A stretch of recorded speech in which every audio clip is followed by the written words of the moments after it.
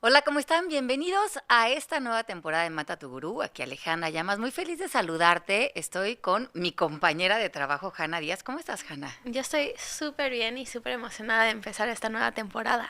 Sí, yo también. Vamos a empezar con este libro, El alquimista. El alquimista. Me dijiste que muchos amigos tuyos lo estaban leyendo.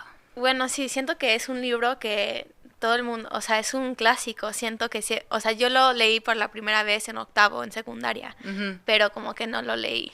O sea, me hice que lo leí. Pero siento que es un libro que, o sea, todo el mundo ha leído. Sí, yo lo leí la primera vez hace como 30 años y ahorita que me propusiste Matar al Gurú con Paulo Coelho, con este libro que sí, como bien dices, es un clásico, me pareció súper interesante volverlo a leer y me llevé muchas perlas de sabiduría. ¿A ti te gustó el libro? Sí, o sea, siento que tengo muchas preguntas, como siempre, pero sí siento que es como uno de esos libros que siento que las personas que aman el libro lo leen como cada 2 años y cada vez que lo lees, como aprendes algo nuevo. Sí, sí, creo que la historia de Santiago, que ya hablaremos más de la historia del libro, es la historia de todos nosotros. Es una Ujú. historia que pega mucho como al inconsciente colectivo, a encontrarle sentido a nuestra vida y propósito, y también a utilizar las experiencias de nuestra vida y ver cómo podemos moverlas a un lugar de crecimiento y de evolución, a un propósito que llaman en el libro una leyenda personal. Y creo que eso le pega a todos los seres humanos. Sí, no, aprender mucho como de tu journey, eso Ujú. es ver como ya cuando lo has visto como en el pasado, que eso fue como la mayor lección del mundo. Totalmente. Bueno, pues vamos a empezar a indagar esta primera parte del libro. Cuéntame, ¿qué preguntas tienes? Ok, bueno, al principio del libro, como bien saben o no saben, si nos están escuchando sin haber leído el libro, que también está bien, Santiago es un hombre que es un pastor y tiene sus ovejitas y está como caminando por España. Ajá. Se me hizo súper interesante como sus pensamientos con las ovejitas Ujú. y que él está platicando mucho como al principio que las ovejitas dependen de él para la nutrición y el agua y ya.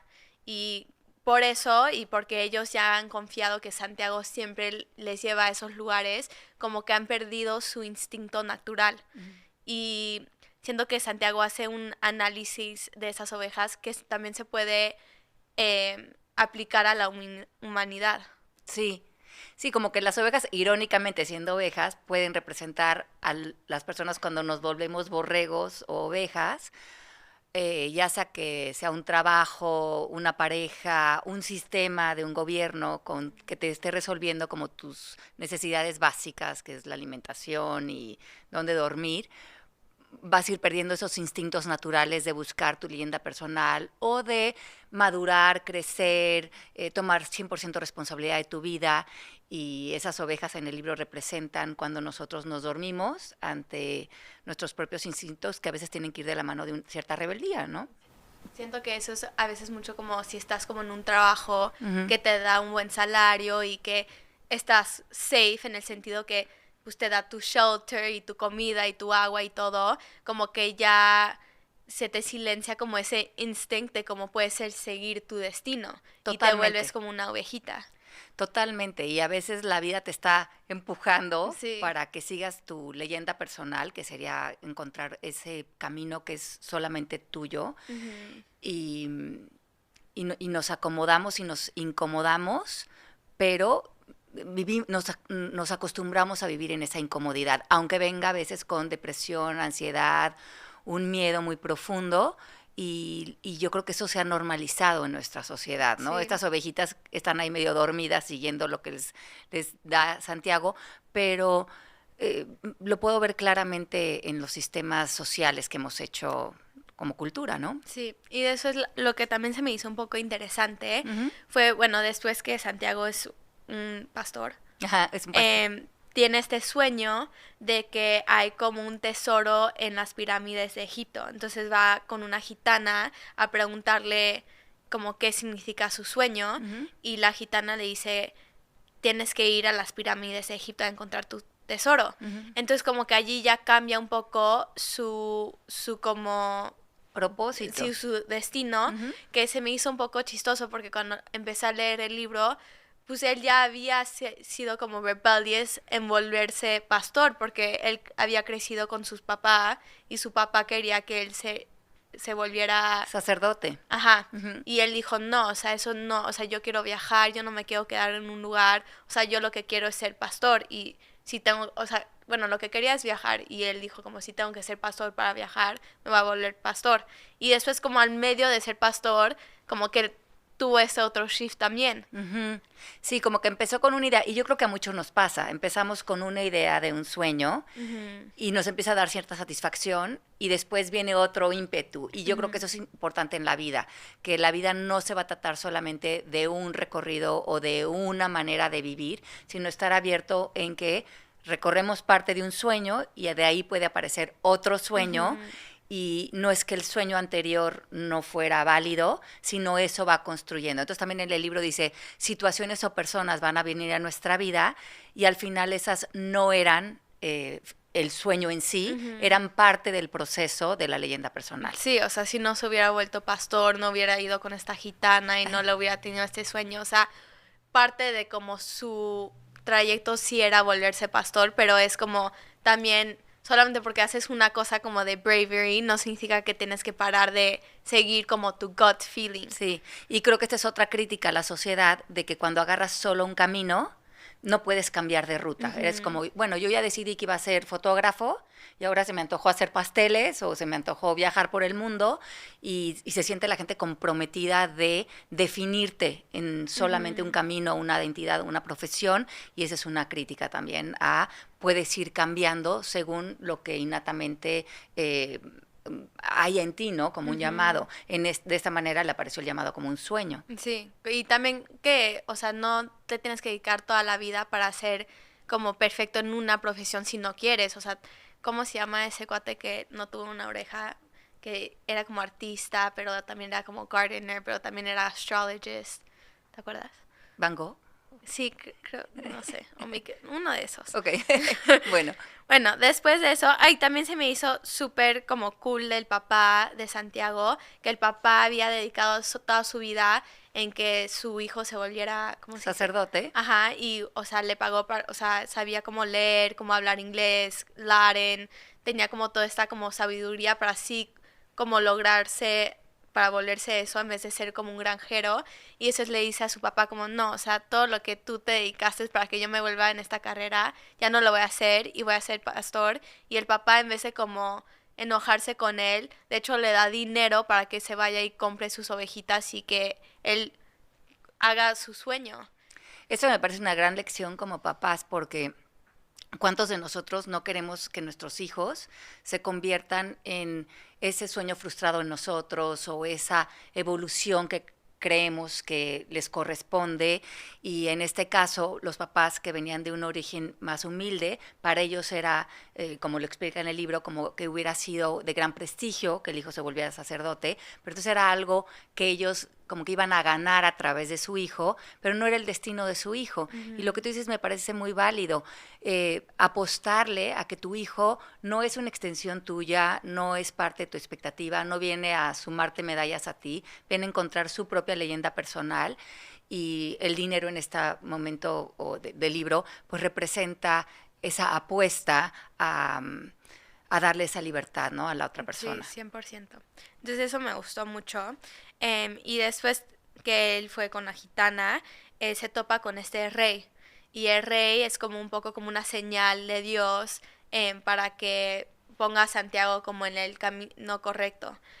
Entonces el rey le dice a Santiago, es un libro que habla de lo que hablan casi todos los libros, de la incapacidad que las personas tienen para escoger su propio destino y termina siendo que todo el mundo crea la mayor mentira del mundo.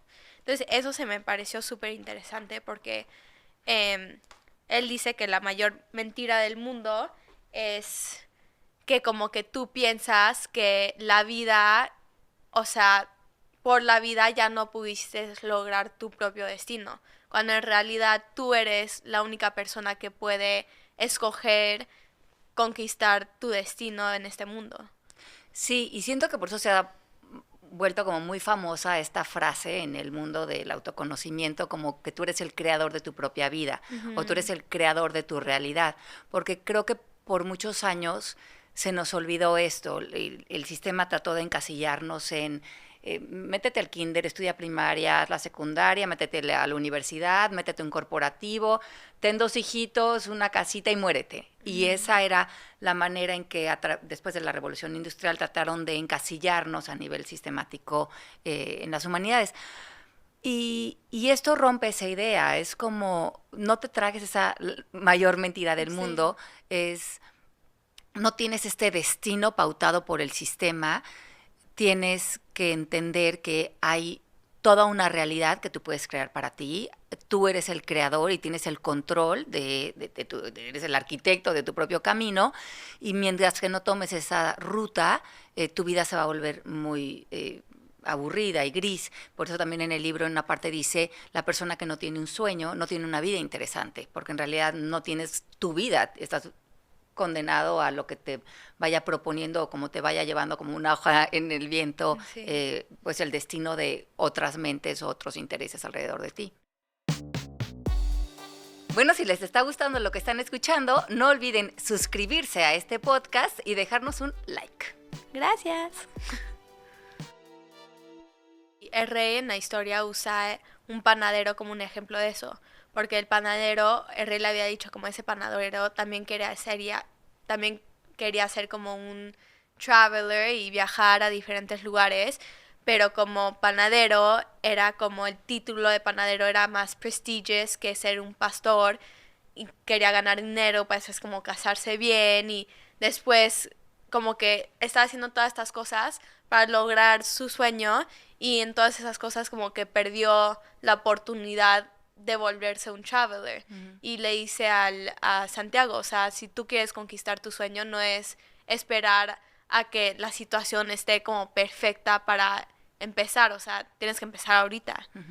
Sí, ¿cuánta gente está posponiendo sus sueños, ¿no? O pateándolos en 2 años o cuando tenga este dinero o cuando se consolide esto y en realidad el sueño está ahí siempre presente para ti y es cosa que lo atrapes y lo explotes con tu corazón y lo empieces a vivir. Y yo creo que eso es mucho el miedo a vivir, el miedo a salirte a lo mejor del status quo o a romper alguna lealtad familiar o social o una expectativa o simplemente a no tener confianza de que te va a ir bien con lo que decías hacer con tu vida. Sí, 100%. Es mucho como de confiar que, o sea, sí va a ir bien y si sí es algo que quieres lograr, entonces, pues no importa si por un mes no te va tan bien o otro mes no te va tan bien, pero confiar que sí va a pasar. Sí, y otra de las frases del libro es, cuando tú tienes claro tu sueño, el universo va a conspirar a tu favor para que ese sueño te encuentre. Y yo también siempre he creído eso, que lo que está en tu corazón y lo que tú estás buscando en tu vida, te está buscando también a ti. Entonces ponerte como en sintonía de ese encuentro, de ese sincrodestino de la vida. Sí, 100%. Después, también, habla mucho, que me gusta mucho, con la gitana, que la gitana está tratando de como entender el sueño de Santiago y la gitana dice algo como de lo simple es lo más extraordinario, pero solamente el sabio lo comprende. Lo comprende. Y eso me fascinó porque siento que es 100% cierto. Siento que en toda la vida lo más simple es lo más importante y lo más especial y lo que siempre te da felicidad, pero siento que a veces como humanos como que no aceptamos esa realidad, ¿no? O sea, nos gusta que para lograr algo, tener algo excelente como la felicidad, tienes que como sufrir para tenerlo, tienes que conquistar cosas difíciles para tenerlo, cuando es simplemente escoger ser feliz. Lo que tú estás diciendo es tan importante y lo mencionan varias veces en el libro y lo vamos a hablar más en el siguiente capítulo, pero inclusive ahí la gitana, como bien dices, le dice, como yo no entiendo la simplicidad de la vida porque no soy sabia, me he dedicado a leer manos porque como que me ha pegado más esos conceptos. Entonces es como esta idea, ahí la gitana está representando las personas que se llenan de opiniones, que viven en el futuro, que no tienen una comprensión muy profunda porque todo lo van a complicar. Y aquí es como esa representación del ego, que el ego todo lo quiere hacer complicado. Y un poco lo que hablábamos tú y yo, de que la felicidad es tan obvia y es tan evidente y está en un lugar tan simple y está solo en el momento presente, que hay otra parte en el libro que dice, que le estamos exigiendo más al futuro, le estamos exigiendo más a la vida y que nos dé más y que nos llene de más promesas y complicarla más y darle más críticas, opiniones, cuando ni siquiera estamos pudiendo recibir el presente, porque el presente lo sentimos tan simple que lo descartamos. Sí. Y ahí está la sabiduría del sabio y esa parte me parece nítida y me parece que aparece no nada más en este libro, en todos los libros de sabiduría antigua, que tú sabes que a mí me ha apasionado leer y estudiar a lo largo de mi vida, pero si hablas de budismo, hablas del Tao, hablas de la filosofía Veda, hablas de todos los grandes sabios que han hecho versos como de gran simplicidad, pero que hablan en lo que se resume la vida, y es en esa simpleza, pero es la simpleza que el ego no va a comprender ni la persona dormida, ¿no? Sí, que, o sea, ya en otro episodio hablamos más, pero también como la tabla de Esmeralda, que es justamente la representación de eso. Totalmente. Bueno, entonces ese me gustó mucho, como ese comentario de ella. Después Santiago, como cuando estaba tratando de decidir si debería de ir a Egipto y vender sus ovejitas y hacer todo este gran cambio en su vida Su segundo sueño. para su segundo sueño, empezó a hablar de que la razón de por qué le gusta viajar tanto es porque cuando vives en un lugar te apegas a las personas y después las personas empiezan a opinar de tu vida y él menciona algo como que es tan raro que alguien opine de tu vida cuando ellos ni saben de su propia vida. O sea, te tratan de como dar consejos de lo que tú tienes que hacer cuando ellos ni han como podido averiguar lo que ellos tienen que hacer para ellos mismos. Y siento que eso tristemente lo veo con muchas personas en su vida. Sí, como que dice, cuando la persona toma cierta intimidad, ¿no? Y un cierto tiempo, y a lo mejor por las condiciones, ¿no? De vida, a lo mejor como tú y yo, que vivimos juntas ahorita y porque soy tu mamá y porque tengo cierta cercanía a ti, te empiezas a sentir con el derecho de opinar de la vida de esa persona, de decirle qué tiene que hacer, cómo tiene que pensar, cómo tiene que vivir, qué ruta tiene que tomar con su vida. Y eso no nada más, como bien dice el libro, es una irrealidad y es una incomodidad para alguien que se siente ya con ese derecho de invadir tu vida cuando tú eres el único dueño de tu leyenda personal. Además, ¿quién está podando mi propia vida? ¿Dónde estoy poniendo yo mi atención? Entonces yo creo que este fenómeno es muy común en la cultura porque como las personas no nos adueñamos de nuestra leyenda personal y no estamos tomando nuestras decisiones y 100% responsabilidad de nuestra propia vida, qué fácil yo querer dirigir la tuya para no hacerme responsable de la mía, porque creo que ese es el mayor reto, de decir, bueno, independientemente yo confío en Hannah y confío en su vida, y esta cercanía, aunque la vida nos la está dando, estar muy al pendiente de no tener esa invasión con ella. Y yo creo que esa es una gran lección que nos está dando este libro, ¿no? Si tienes el privilegio de estar cerca de alguien, con qué profundo respeto te vas a relacionar y no caer en ese fenómeno. Sí, siento que también podrías hasta aplicar el switch, o sea, siento que hasta personas dependen en la opinión de otras personas Totalmente, para sí, seguir su vida, sí. o sea, depender en como ese, como stamp of approval un poco, de que, ok, quiero hacer esto, pero si las personas de mi vida creen que es mala idea, no lo voy a hacer. Y es como, sí, o sea, a veces las opiniones te ayudan y te dan Sí, son válidas. Ajá, y son válidas y todo, pero al final del día como confiar en tu instinto, porque tu instinto es el que te va a guiar en la ruta correcta. Sí, que es lo que hablábamos un poco al principio del episodio, que empiezas a depender de las opiniones de los demás y tu instinto se muere o se duerme y te vuelves la oveja, a lo mejor de lo que espera esa familia de ti o de la opinión de esa persona, y es otra vez dormirte ante, ante ese paso que tú vas a ir dando en la vida y eso que vas a ir construyendo para ti, que solo habla de ti, solo habla de tus propios aprendizajes. Sí. Ahora, el próximo puntito, que creo que ya va a ser el último punto que vamos a tocar en este episodio, es del principio favorable, Ajá. que se me hizo súper cool esa idea porque siento que como que sí lo he vivido en mi propia vida, que es como este principio que le dice el rey a Santiago antes de que se va a Egipto, que cuando tú estás empezando como tu journey, ¿cómo se dice journey? Sí, tu camino personal. Ajá. em, Como que normalmente, como el universo te está ayudando a que tú sí sigas ese camino, como que tienes como este beginner's luck, que como que lo ves como jugando cartas a veces, ¿no? Jugando un juego y eso es como que de la nada nunca has jugado póker y ganas como a todas estas personas y después empiezas a perder muchísimo, pero es como como un poco como una señal del universo de que te voy a ayudar con esto, que justamente le pasa a Santiago cuando le da parte de sus ovejas al rey como de un pago para irse a Egipto. Y le dice como mi amigo como me ayudó muchísimo en traerme las ovejas súper rápido y el rey le dice sí, o sea, porque es el principio favorable, o sea, siempre te va a ir bien cuando tratas de hacer algo que el universo quiere que hagas. Uh-huh. Y eso es, como bien dices, verlo como señales, ¿no? Porque y creo que la ganancia aquí es ver que, por lo menos con muchos de mis estudiantes que están cambiando de ruta o están pues apostándole a renunciar a ese trabajo que les da como cierta solidez, ¿no? Y saber que cuando algo se frena es que ya no es para ti y que no tengas miedo de desconfianza porque si sigues tu sueño va a haber un principio favorable y verás cómo todo se alinea a tu favor.